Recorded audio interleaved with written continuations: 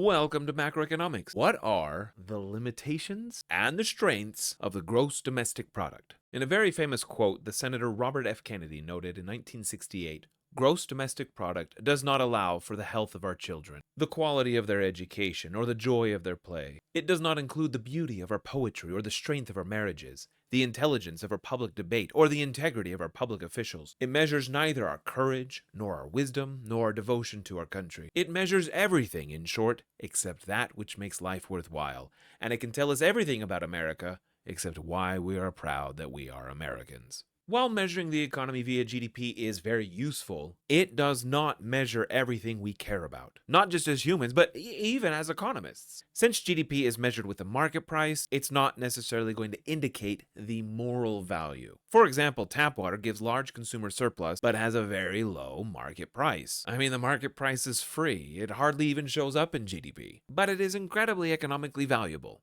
A classic piece of literature has tremendous value, even though the market price is free on the internet.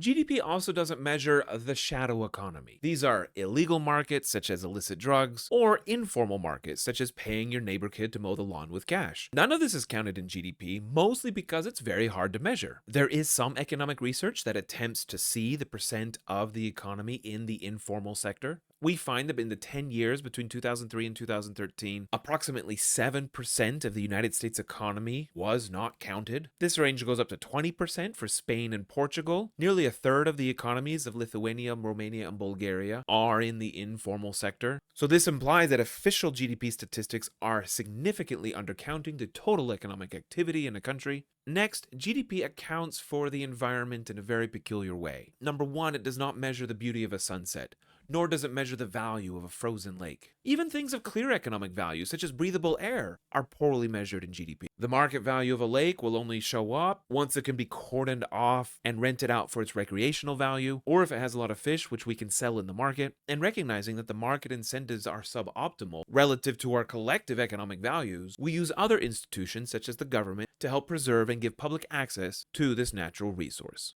GDP does not include leisure. It does include the benefits to work, which is more income. So if you work more, GDP goes up, but it doesn't include the cost of work.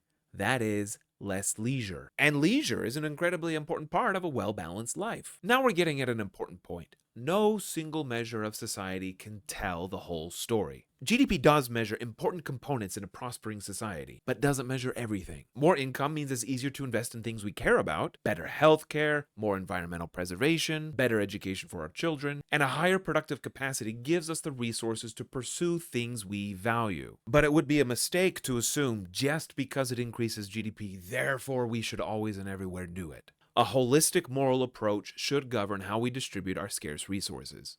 While GDP doesn't directly measure things we care about, it certainly is heavily correlated with them. First and foremost is life expectancy. On the horizontal axis, we have GDP per capita. They're all measured in the same 2017 international dollars. We can see a positive correlation, and this axis is in logarithmic units, so it goes 500, 1,000, 2,000, 5,000, 10,000, 20,000, up to 100,000. And we can see through time, countries became richer and also experienced higher life expectancy. China, for example, went from a GDP per capita of $1,400 in 1990 up to $17,000 in 2021, and the life expectancy went up by 10 years. Ghana also experienced more economic prosperity and higher life expectancy. South Korea saw an explosion in growth as well, and an 11-year increase in life expectancy. Very seriously, we care about the rate of child mortality along with GDP per capita.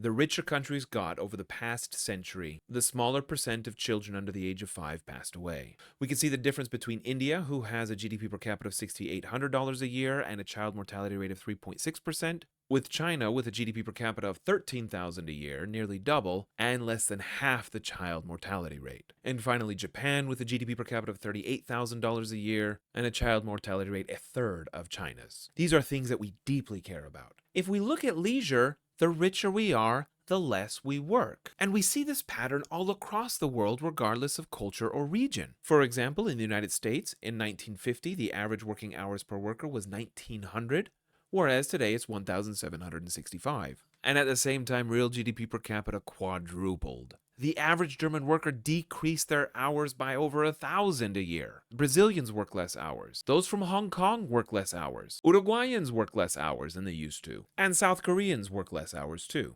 And probably the most important measure of well-being, self-reported life satisfaction is highly correlated with a stronger GDP per capita. Now, stronger economic growth brings significant concerns about the environment. We're going to specifically look at the UK because we have data that goes back a long time. Let's click on this one. The vertical axis here measures the suspended particulate matter in the air at micrograms per cubic meter. This is a very common measure for pollution. See all the dust and cloud stuff in the air. In the year 1700, it's estimated that London had 250 micrograms per cubic meter in the air. The horizontal axis represents GDP per capita. The average Londoner had a GDP per capita of just less than $3,000 per year in modern dollars. Let's hit play and see what happens.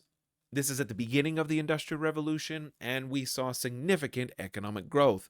More growth also meant burning more coal. Here going up to 1870, now the GDP per capita is $5,000 a year, but the amount of pollution has doubled. More economic activity and more pollution. But then around 1890 or so, we see a peak.